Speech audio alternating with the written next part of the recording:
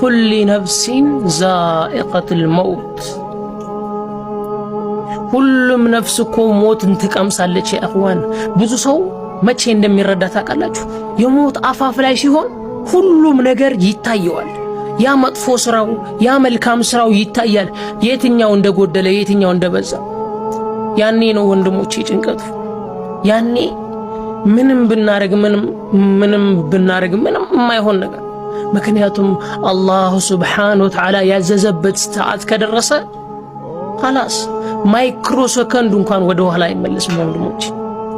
አላህ መጨረሻችንን ያሳምረው። ይሄን ቪዲዮ ሼር ኮፒ ሊንክ አድርጉ፣ ለወንድም እህቶቻችን አድርሱ። አላህ ብሎ አንድ ወንድማችን ይሄን ቪዲዮ ሰምቶ ሞት የሚባል ነገር ረስቶ ዛሬ ካስታወስ ወላሂ የአጅሩ ተካፋይ እንሆናለን።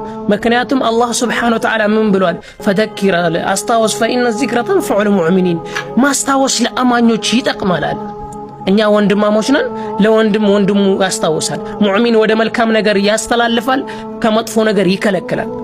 እኛ ይሄን ባህሪ ሊኖረን ይገባል።